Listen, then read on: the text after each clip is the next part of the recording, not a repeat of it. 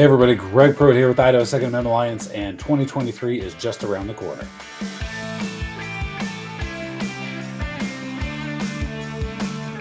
Look, we've been around for 10 years. Thanks to you guys, thanks to so many thousands and thousands of members of the Idaho Second Amendment Alliance supporters, people just praying for us, whatever it is, all of that has led to 10 years of incredible success. But guess what? Our work's not done. We've got a lot of work to do. We want to be here for another 10 years and 10 years after that. 2023, we've got a lot of work to do. Number one, the session starts in the beginning of January, which means we're going to be fighting for real stand your ground. We want to get this done so that you don't have to go through what Kyle Rittenhouse did. Okay, that's what we want to ultimately prevent in Idaho as George Soros continues to push this huge prosecutor effort that he is doing across the country. He has tons and tons of prosecutors across the country, and I don't know if any of them are here in Idaho. We certainly hope not, but we want to make sure that gun owners are not screwed over by people like George Soros and the prosecutors he's trying to put in place across this country.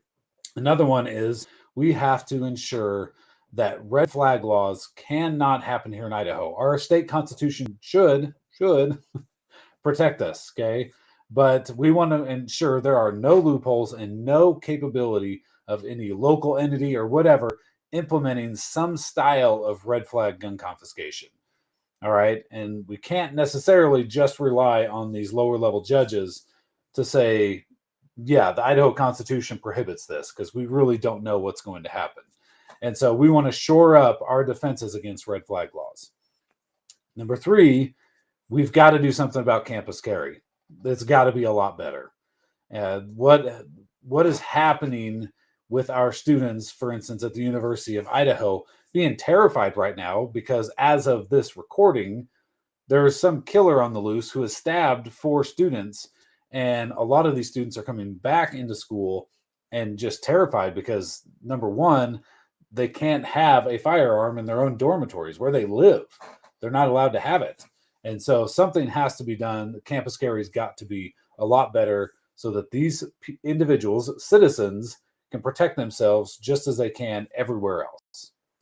And then finally, and not the least of these for sure, on February 6th, we have our case before the Idaho Supreme Court. We're going to be going before the Supreme Court and making the case that the city of Sandpoint, along with the Festival of Sandpoint, has violated Idaho's preemption statute, among other violations, including the Second Amendment, but that in the state of Idaho, like most states, cities and counties aren't allowed to make their own firearm regulations, okay? And that prevents a lot of confusion. If you're driving to Boise where firearms are banned, then you drive to Nampa, you're good to go, and then you get up into Haley and they're banned again. And so to prevent that, most states have passed a firearm preemption law, like Idaho did in 2008, that says, no, you can't do this, okay? All the regulations, if any, will come through the state of Idaho. And what the city of Sandpoint did when this private organization, temporarily used the park in Sandpoint for 2 weeks, is that private organization banned firearms in a public park. And we said, wait a minute here, the city doesn't have that authority. They can't give you that authority. That's not a thing. That's clearly a loophole that the city is using to get around the firearm preemption law. And what's to stop the mayor of Boise and all these other communists that run these blue cities from just giving your public parks the management of those and leasing them over to a private organization who then bans firearms? And so our argument is, well, wait a minute here, this is not right. Like, the very clear intention of the firearm preemption statute, was to prevent this kind of garbage. And so the lower judge just didn't want anything to do with it, kicked it up to the Idaho Supreme Court, and us, along with the Second Amendment Foundation and our 2 members, Scott Herndon and Jeff Avery, decided, hey, we're taking this all the way, right? This is a very, very important case with national implications. And so that is coming up on February 6th. We're very excited. To do all of that takes a lot of work, a lot of effort from some really good folks who make all of this run. You guys really make it run.